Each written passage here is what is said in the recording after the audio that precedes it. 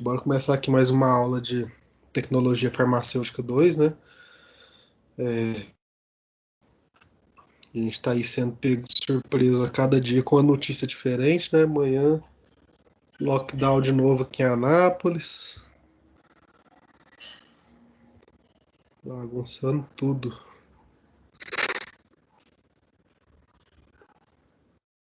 E os estágios não tem nem previsão, né, professor? Assim, a gente está conversando com os estabelecimentos particulares, né? Que os que puderem, né? Os que tiverem condição, a gente mantém. Mas os públicos estão até dia 19 fechados.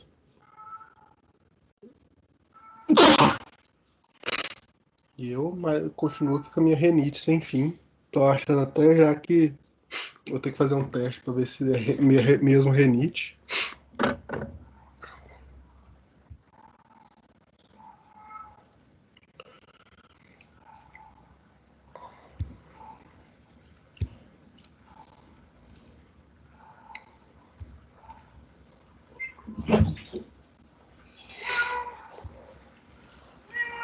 Bom,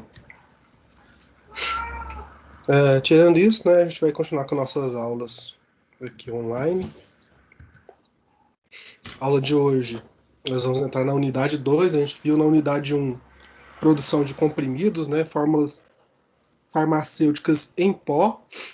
Nessa unidade 2 a gente vai falar de fórmulas farmacêuticas líquidas, mais focado em soluções, né? Então, para a gente começar a falar de forma farmacêutica líquida, a gente tem que começar falando de água. A água que é utilizada como solvente para essas fórmulas, né? Então, nós vamos falar um pouquinho da definição dessa água solvente, vamos falar os tipos de água e a qualidade requerida para que essa água seja aplicada na produção de medicamentos, né? Então, nós vamos aí destrinchar como que funciona esses detalhes da água industrial e também um pouquinho ali da água magistral, né? A água magistral eu tenho mais vivência, né, com a questão da manipulação, né? Então a gente pode falar um pouquinho mais dela também, mas a gente vai começar falando da água da indústria, tá? Bom, esse processo de purificar a água para o uso farmacêutico é baseado na eliminação de impurezas tanto físico-químicas quanto biológicas e microbianas, até se obter os níveis pré-estabelecidos em compêndios oficiais aprovados pelas autoridades sanitárias. Aqui no Brasil, um desses compêndios é a Farmacopeia Brasileira. Lá estão os requisitos básicos ou os requisitos mínimos para a fabricação de medicamentos. Então, a água utilizada para a fabricação de medicamentos tem que seguir esses requisitos mínimos que estão na farmacopeia. Eu devia até ter pego a farmacopeia, depois no final da aula eu posso fazer isso, para mostrar para vocês quais são esses requisitos mínimos, né? Foi um lapso meu, realmente. A gente vai falar um pouquinho de como fazer, mas depois no final da aula a gente abre a farmacopeia e dá uma olhada nesses requisitos. Tá? Fundamental, controle de contaminação. Tá? É muito importante que controlar a contaminação dessa água, uma vez que essa água tem grande suscetibilidade para agregar compostos diversos e para sofrer recontaminação, mesmo após etapas de purificação. Eu digo até depois da purificação, a água ela fica mais receptiva a micro-organismos. Quando nós temos, por exemplo, a água mineral tem dissolvida nela ali muitos compostos, como flúor, minerais e outros íons que podem retardar um pouco a contaminação microbiana. A água purificada, né, principalmente a água industrial, depois que você retira esses íons, os micro-organismos utilizam muito dessa água para se proliferar. É uma água totalmente pura e eles fazem disso uma piscina de primeira linha, né, para fazer aí a sua contaminação. Né? Fica muito fácil recontaminar uma água purificada. Então, o controle dessa contaminação é muito importante. Tá? E o controle de qualidade microbiológico é a prioridade, uma vez que tipos de micro-organismos podem se proliferar nos componentes do sistema de tratamento e de distribuição. Então é importante minimizar a contaminação microbiológica por meio de tecnologias e ações apropriadas. Então a gente está falando aqui de minimizar, a gente não consegue zerar uma contaminação microbiológica. Até porque, uma hora ou outra, essa água vai ter que sair para um ambiente aberto, ela vai ter que passar por etapas de operações unitárias diferentes, vai passar por processos de resfriamento, você consegue até manter a água a um certo nível de temperatura de fabricação. Mas depois de embalado o medicamento, tá, essa água vai sofrer um processo de resfriamento e tudo isso tem que ser devidamente pensado e qualificado para que a medicação não tenha esses problemas de contaminação antes de ser utilizada pelo paciente. A tecnologia que a gente emprega na purificação de água depende do tipo de água que a gente pretende obter. Então nós temos aqui dois tipos de água: a água purificada e a água para injetáveis. Tá? Então nós temos primeiro a água purificada, que é a AP, né, ou PW, né? Isso, PW vem do inglês Purified Water. Tá? Então a gente utiliza métodos mais comuns e confiáveis como a troca iônica, a osmose reversa e a ultrafiltração para se obter água purificada. São processos bastante modernos e bem econômicos, né? Mais econômicos do que a destilação. Porém, a destilação é o processo ideal para água de injetáveis, né? Aí a gente tem a água para injetáveis, ou WFI. WFI significa Water for Injectables. Então, a gente tem essa nomenclatura em português ou inglês. A gente coloca aqui porque vocês podem encontrar tanto uma quanto outras nos artigos que vocês vão ler. O principal método ou tecnologia é destilação, ou método de tecnologia que foi igual ou superior à destilação, que não é muito facilmente encontrado. Destilação, dentro dos processos para água injetável, seria a melhor técnica ou tecnologia.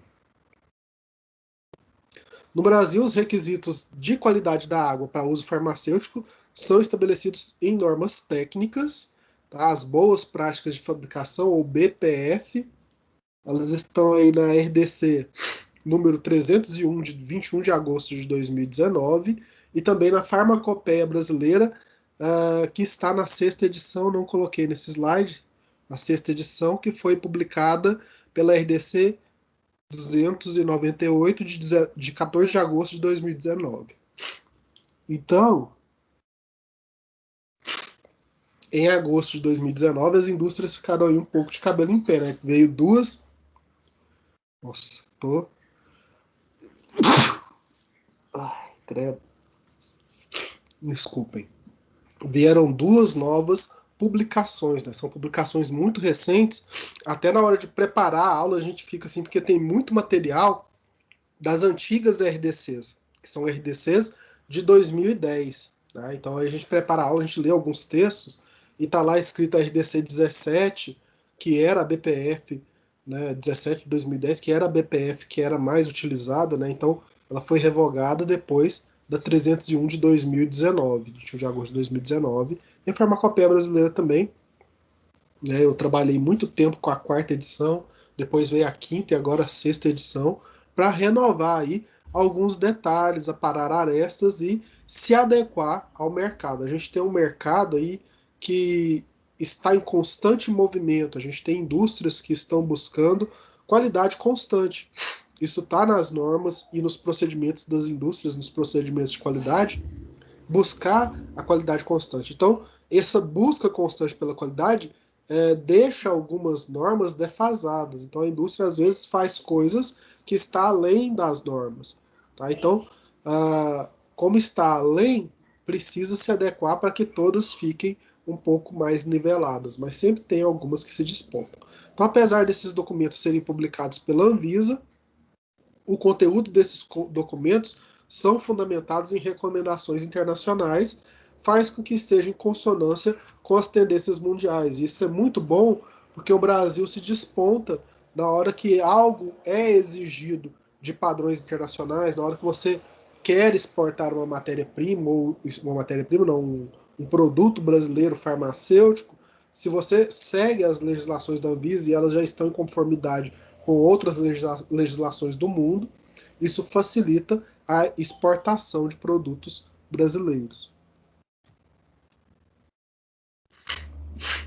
Então as BPFs são dinâmicas, estão em constante evolução, e é importante que as indústrias farmacêuticas sempre busquem melhorias nos processos de purificação da água, e o intuito é reduzir os riscos de contaminação sempre, né? Então, tudo que sai de novidade, tudo que é estudado, tudo que a ciência procura para diminuir a contaminação na água, a indústria tenta absorver ali dentro, lógico, dos seus processos já existentes e dos custos-benefícios que são apresentados por essas novas técnicas.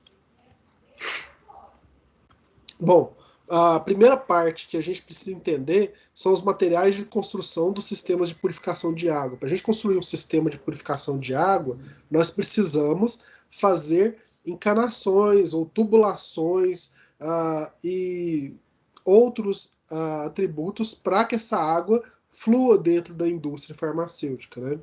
É como se a gente estivesse montando a nossa casa e a gente precisasse ali colocar a caixa d'água, os canos, né? Quais são esses materiais que são utilizados para a purificação de água. Então, os materiais que entram em contato com a água para o uso farmacêutico, e isso inclui a tubulação, as válvulas e armações, os lacres, os diafragmas e os instrumentos devem ser selecionados para atender a requisitos básicos, dentre os quais a gente cita alguns. Primeiro, a compatibilidade. Todos os materiais utilizados devem ser compatíveis com a temperatura e as substâncias químicas utilizadas pelo sistema ou dentro dele. Então, se você faz algum tipo de limpeza na tubulação com um produto químico, esses registros, essas tubulações devem ser resistentes a esses produtos químicos. Se você faz aí um processo em alta temperatura, as válvulas, por exemplo, não podem derreter a uma alta temperatura, né?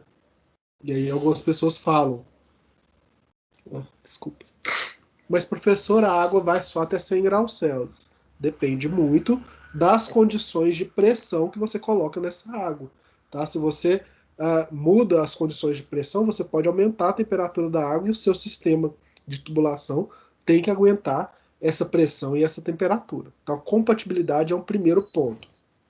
Segundo ponto é a prevenção do vazamento. Nenhum desses materiais que entra em contato com a água para uso farmacêutico pode apresentar aí vazamentos dentro da faixa de temperatura de trabalho. Tá? Então, ela não pode ter goteiras, pingos, respingos, locais onde molha o chão com aquela água que passa pela tubulação, né? Porque isso pode ser um ponto de contato interno e externo que vai contaminar aquela água de produção de uso para a produção de produtos farmacêuticos, né? E a gente fica pensando também nas indústrias de alimento. A gente vai nas indústrias de alimento e às vezes tem um local que é um pouco mais sujo, que é um pouco menos exigido, né? A legislação não é tão rígida para alimentos quanto para medicação. A gente fica de cabelo em pé, porque na indústria farmacêutica os processos todos têm que ter essa vedação, não pode ter esses pingos, respingos, né? Você vai na indústria de álcool etílico, por exemplo, né? O chão é só o bagaço de cana, né? A fermentação é todo aquele processo a céu aberto, então é bem diferente da indústria ali de medicamentos. O acabamento interno deve ser liso e devem ser utilizadas superfícies internas lisas, que ajudem a evitar aspereza e fissuras no sistema de água. Se você coloca algum tipo de coisa áspera, né, alguma coisa que tenha aí rugosidades, essas rugosidades podem ter aí a fixação de micro-organismos e a formação do chamado biofilme. Né? O biofilme é aquele lodo que fica em volta dos canos. E esse biofilme pode gerar micro-organismos que podem produzir aí contaminantes, né, ou toxinas que podem aí acabar estragando a água. Então, o acabamento interno da tubulação deve ser totalmente liso. Deve haver soldagem, os materiais selecionados para o sistema devem ser facilmente soldáveis e de forma controlada. Então, para fazer as conexões, você precisa ter essas soldas que se encaixem completamente, que não formem aí nas curvas, por exemplo, das tubulações. Você não pode ter locais onde tenha junções que possam ocorrer a deposição de micro-organismos, né? Ele tem que ser totalmente liso e facilmente soldáveis.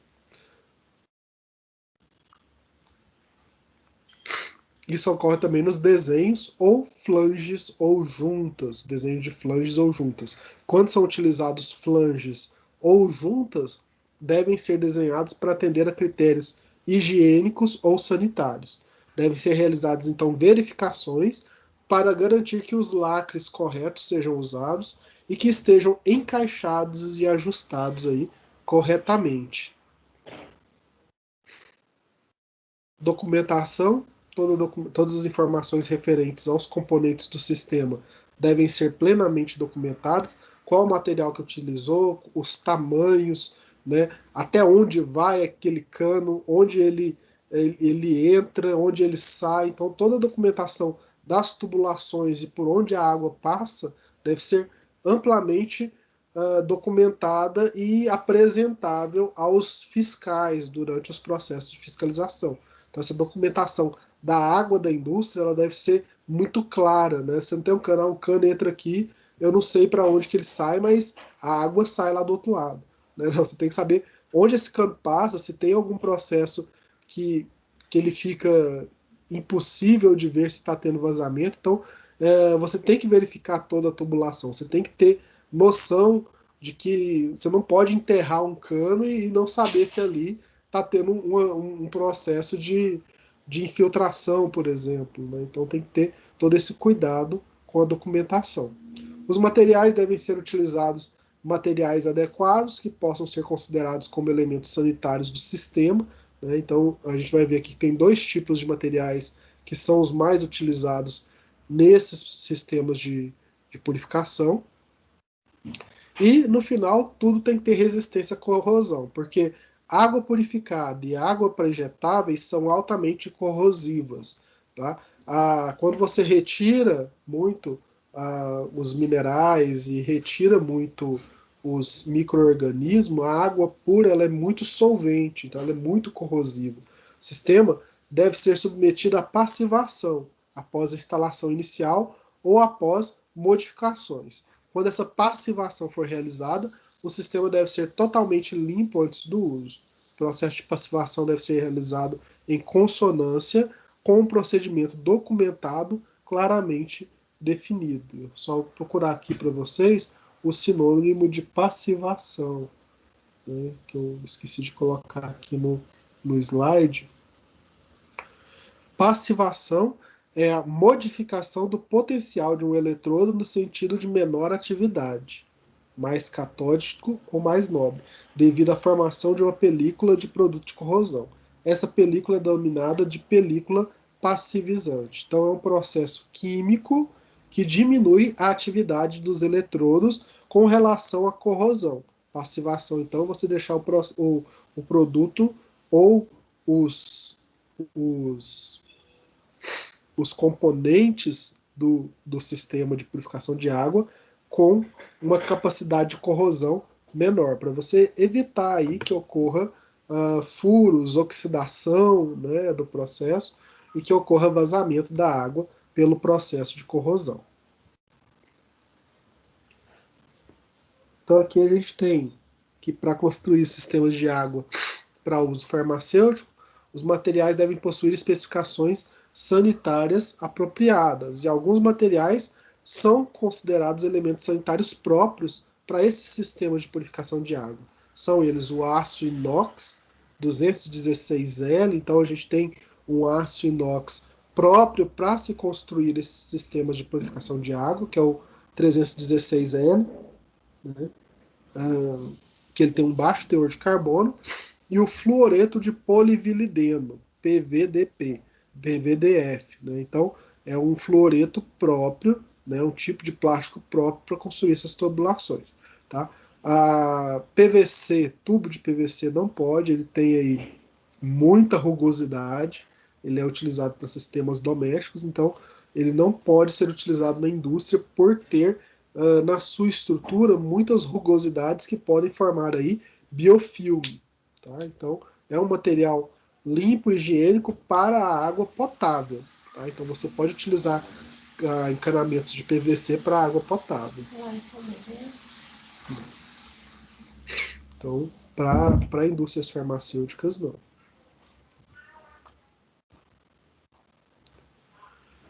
Bom, quais são então as tecnologias de produção? O que a gente utiliza para produzir água purificada? A gente tem aí diferentes tecnologias para produzir água purificada.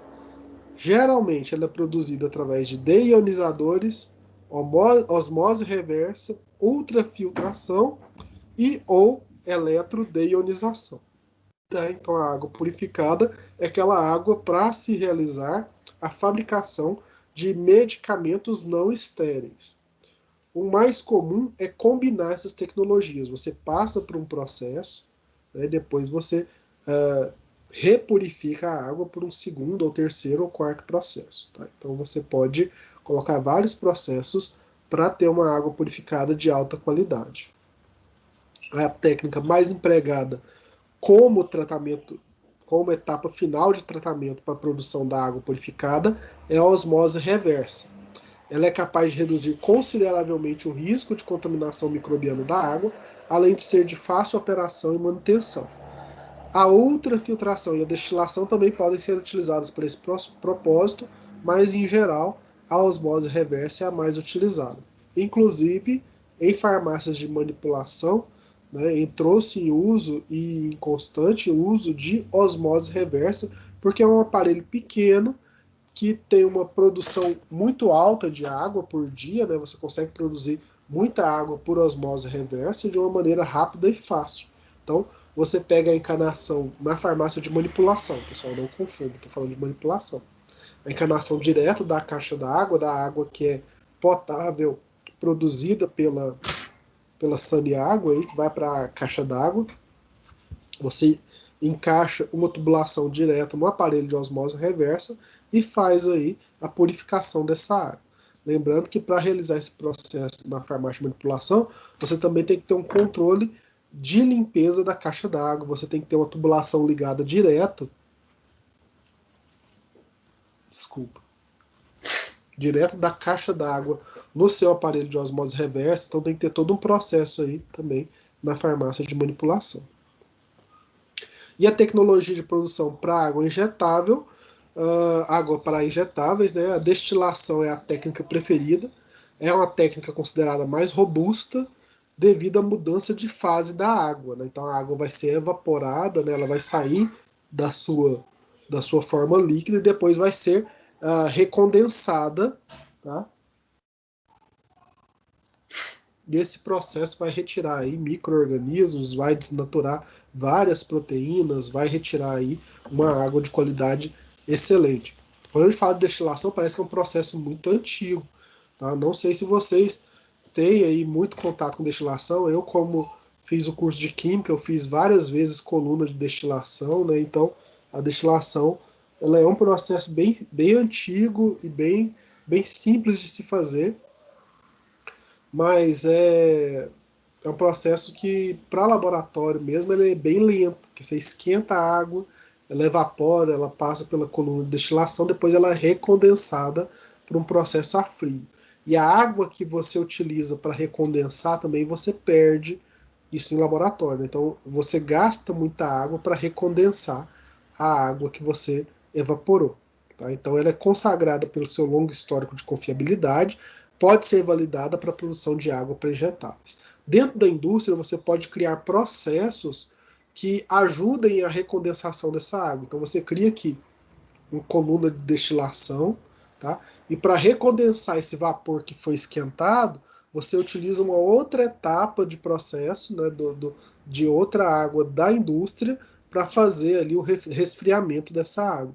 E essa água que você esquenta, você utiliza para um outro processo ainda. Então, tudo na indústria você cria uma maneira de reaproveitar esses recursos que estão sendo utilizados. A água que você utiliza para resfriar é uma água que você vai utilizar para outra coisa lá na frente, porque ela foi aquecida. Bom, as etapas de distribuição e armazenamento de água para uso farmacêutico. Agora nós estamos falando de tecnologias de produção. Nós fizemos o encanamento e agora nós produzimos a água. Agora nós temos que distribuir e armazenar essa água, né? Você não pode ficar com essa água parada, né? Então a água para uso farmacêutico deve ser produzida, armazenada e distribuída de forma a evitar contaminação biológica, fisicoquímica ou biológica. Os sistemas de armazenamento e distribuição devem ser considerados como uma parte crítica de todo o sistema. Por quê?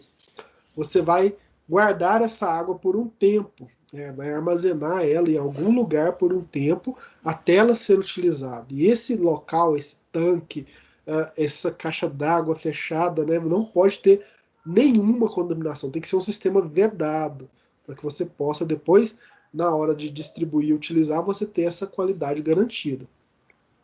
Então, os sistemas de purificação, armazenamento e distribuição de água purificada e água para injetáveis devem ser projetados de forma a evitar a contaminação e a proliferação microbianas. A gente vai bater muito nessa tecla aqui, porque proliferação microbiana é o principal aspecto que você deve levar em consideração quando você trabalha com água em indústrias. Tá? O crescimento de micro-organismos pode ser inibido por radiação ultravioleta, manutenção do sistema a quente, então você colocar temperaturas maiores do que 65 graus Celsius, a sanitização periódica do sistema utilizando água quente, aqui já com temperaturas maiores do que 70 graus Celsius por um tempo adequado, a sanitização do sistema periodicamente usando água superaquecida ou o próprio vapor puro e sanitização química rotineira, usando ozônio ou outro agente químico eficaz. O material para construir o sistema deve ser resistente aos métodos de sanitização empregados. Então, se você vai utilizar aí uma água superaquecida ou vapor, você tem que ter uma encanação, as tubulações que aguentem essa temperatura elevada ou aguente aí o ozônio, né? Para qualificar esses sistemas de água purificada e água para injetáveis, a gente faz uma abordagem em 3 fases para a gente ter a qualificação desse sistema. E deve ser usado para satisfazer o objetivo de comprovar a confiabilidade e robustez do sistema em operação durante um período prolongado. Geralmente essas fases são denominadas fase 1, fase 2 e fase 3. O que a gente vê em cada uma? Na fase 1, a gente tem que realizar testes químicos e testes microbiológicos de acordo com o programa previamente definido. Nós devemos amostrar ou monitorar a água de alimentação diariamente para verificar a qualidade. Tem que amostrar ou monitorar continuamente a qualidade da água após cada etapa do processo de purificação. Temos que amostrar ou monitorar continuamente cada ponto de uso e outros pontos de amostragem definidos. Temos que desenvolver especificações de operação apropriadas. Então, a fase 1 é a maior fase, ela realiza mais testes e você tem que verificar onde estão esses pontos de utilização e coleta de água para você fazer as amostras diárias dessa água. Depois desenvolver e finalizar os procedimentos de operação, limpeza, sanitização e manutenção. Demonstrar a produção e a distribuição da água na qualidade e quantidade requerida para os processos de fabricação de medicamentos. Então, se você fabrica X litros por dia de xarope, você tem que demonstrar como você faz para essa água chegar na quantidade requerida diária de produção desse medicamento. Utilizar e aprimorar os procedimentos de operação, manutenção, sanitização e solução de problemas e verificar provisoriamente os níveis de alertas, né? Então, você ter aí níveis que possam ser considerados padrões para caso você precise fazer uma limpeza imediata no sistema ou precise revisar algum dos parâmetros aí para a qualidade dessa água não cair, né?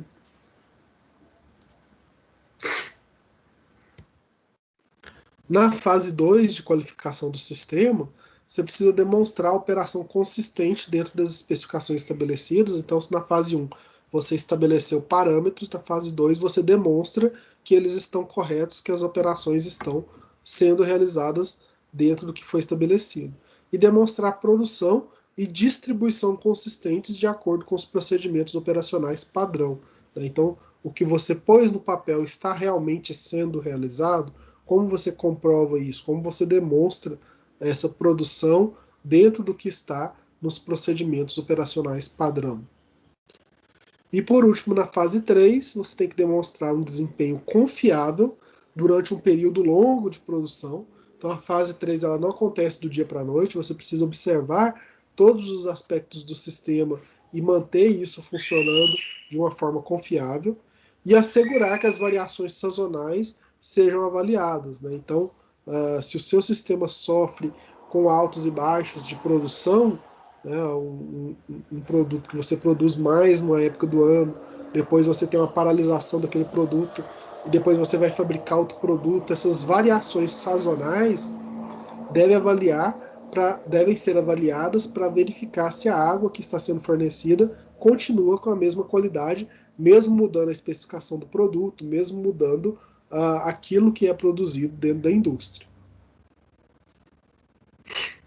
Depois disso, tem que fazer a requalificação. A requalificação de desempenho deve ser realizada sempre que ocorrer uma mudança que tenha um impacto direto ou indireto na produção, no armazenamento e distribuição da água purificada ou da água para injetáveis.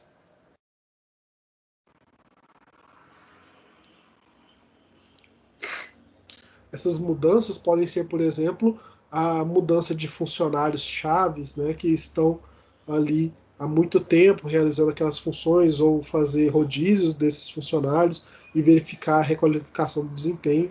Você mudar, por exemplo, rotinas de procedimento que impactam na qualidade da água, você mudar equipamentos de lugar ou comprar novos equipamentos que possam afetar na qualidade da água purificada ou da água para injeção. Então, você faz uma requalificação de desempenho quando você tem essas mudanças de alto impacto naqueles locais de produção.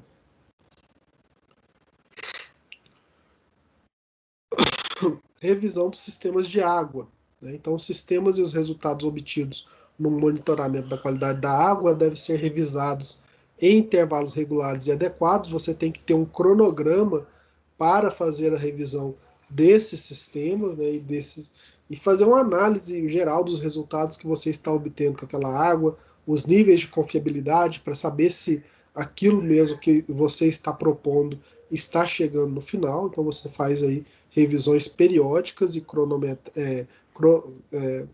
cronometradas, cronogramas que possam dar, por exemplo, ao fiscal uma noção de como é feito a revisão desses sistemas.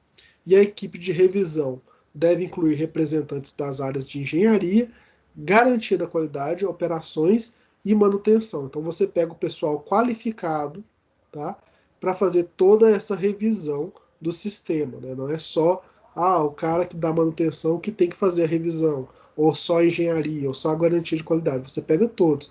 Porque se você tem uma revisão e tem uma alteração, e aí você altera um POP, você tem que ir lá na garantia da qualidade para colocar esse procedimento dentro das adequações necessárias. Então você tem que ir lá e falar para o pessoal, ó, vamos alterar esse procedimento porque o engenheiro pediu para mudar a maneira de fazer o processo de purificação da água. Não é mais possível, com o equipamento novo, seguir o procedimento antigo. Aí você aciona a garantia da qualidade para eles alterarem os procedimentos operacionais, fazer treinamento novamente, criar novas planilhas de controle e registro e continuar o processo normalmente, né? Então tudo isso tem que ser pensado, tá? Para você não fazer uma revisão de sistema e ficar aí falhas para serem resolvidas ou que possam ocasionar problemas de contaminação. Revisão, então, deve considerar os seguintes tópicos: as mudanças realizadas desde a última revisão, tá? Então, o que mudou, o que alterou desses procedimentos. Deve-se considerar também o desempenho do sistema, né, como que esse sistema está funcionando, a confiabilidade, se ele é confiável, se ele entrega aquilo que foi programado, que foi prometido, né, que foi pensado, as tendências de qualidade, né, o que o mercado está evoluindo, né, se você faz uma revisão, como que as legislações estão evoluindo, quais são as tendências, porque se você trabalha com a tendência, na hora que a legislação muda, você já está previamente adequado, então você consegue estar um passo à frente da legislação sempre. Observar as falhas, se tem algumas, as investigações, né, se tem algum problema que possa ser investigado. Deve considerar também os resultados fora da especificação obtidos durante o monitoramento, as alterações na instalação, se forem feitas alguma alteração, devem ser revisadas ou reavaliadas, o livro de registros e a situação da lista atual de procedimentos operacionais, se esses procedimentos estão atualizados, se eles estão em conformidade, se eles estão aí dentro do proposto pela vigilância sanitária ou pelos órgãos fiscalizadores.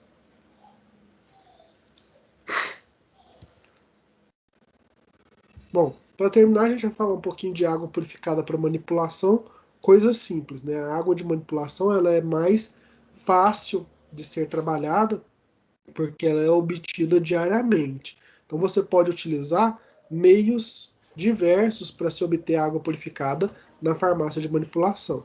Tá? Ela pode ser obtida por destilação, por bidestilação, por deionização, com filtração esterilizante, água miliquê e também a osmose reversa, que é o método mais utilizado em farmácia de manipulação.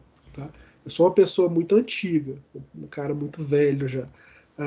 Quando eu entrei em farmácia de manipulação, estava começando a aparecer os aparelhos de osmose reversa, por conta das exigências da RDC 33 do ano 2000. Então já tem 20 anos, isso, 21 anos que aconteceu isso. Então, quando eu entrei na manipulação, todas as farmácias estavam correndo atrás de conseguir esse aparelhinho de osmose reversa e era algo muito caro, a gente não sabia mexer. Mas depois que a gente aprendeu a trabalhar com ele, dentro da manipulação, a gente viu que era mais fácil e mais seguro produzir medicamentos com a água de osmose reversa, até melhor do que a da destilação. Não que a água tenha mais qualidade que a água destilada, mas economicamente o destilador ele gasta muita água no processo de resfriamento e recondensação da água. Então essa água deve se apresentar limpa, límpida, incolor, inodora, isenta de impurezas, como amônia, cálcio, metais pesados, sulfatos e cloretos. O acondicionamento é feito em recipientes bem fechados, em geral barriletes de vidro ou de PVC, devendo ser renovada todos os dias pela manhã. Então a gente tem rotinas na farmácia de manipulação, que é você chegar, retirar as primeiras águas da osmose reversa, né, para você fazer o início dos trabalhos. Tá? Você começa ali retirando aquela primeira água, o primeiro litro de osmose reversa você despreza, o segundo litro você já começa pegando uma parte para fazer a análise diária, faz o registro, né, da qualidade daquela água e já faz o armazenamento no barrilete numa quantidade aproximada que você vai utilizar durante o dia. Tá? Então a destilação é um processo mais recomendado para as farmácias homeopáticas, né, pois tem água teoricamente estéril a baixo custo. A gente fala farmácia homeopática também, a homeopatia utiliza muito dessas águas purificadas para a fabricação dos seus produtos.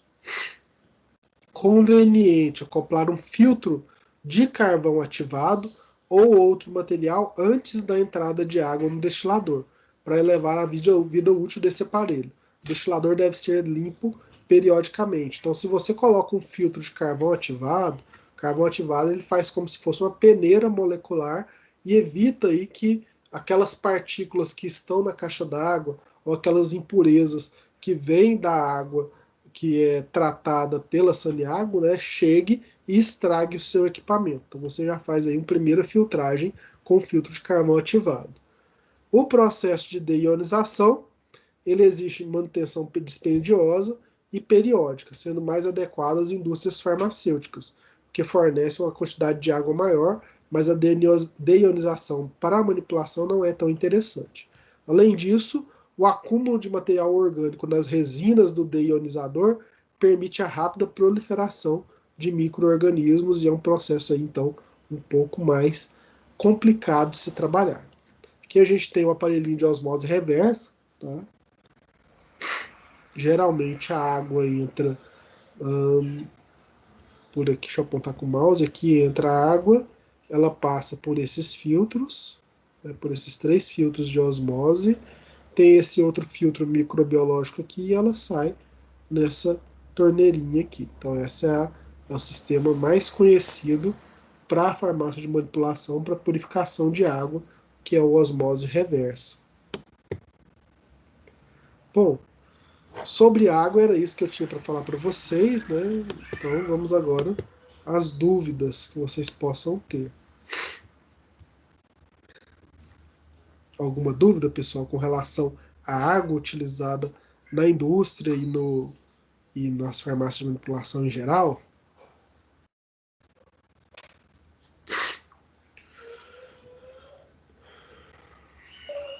Tranquilo. Tranquilo. Pessoal, eu vou deixar uma atividade para vocês. Eu acho que amanhã cedo vocês já podem olhar no Aba. Anotem aí a atividade.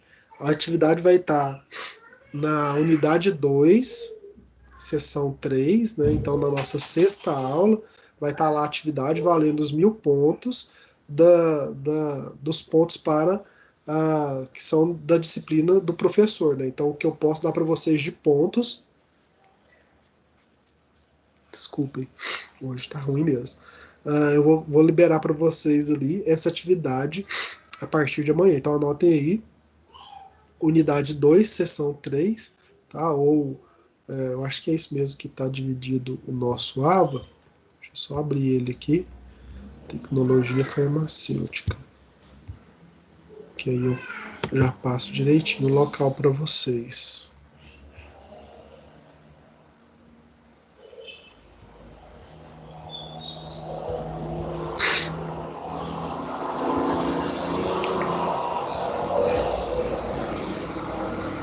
Tecnologia farmacêutica 2, unidade 2, isso mesmo.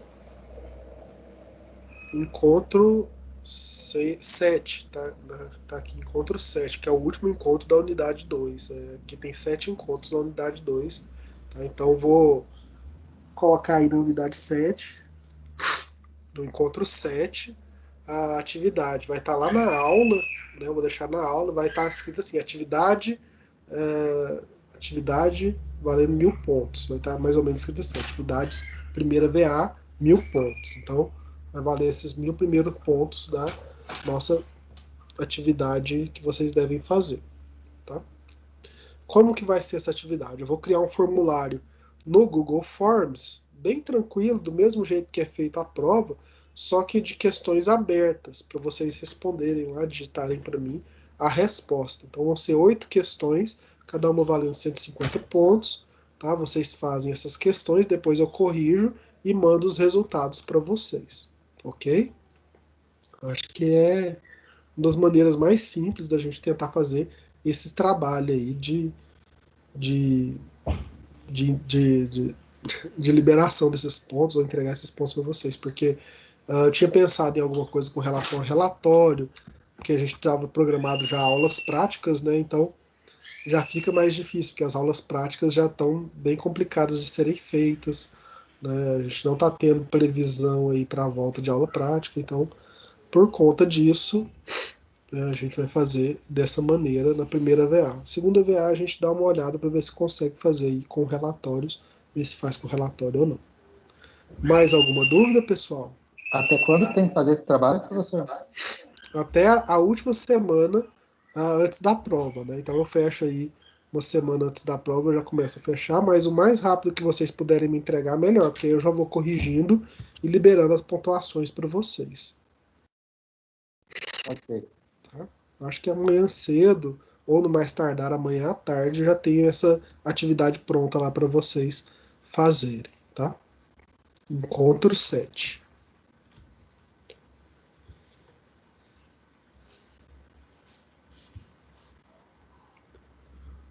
Bom, pessoal, deixa eu finalizar aqui a gravação da aula.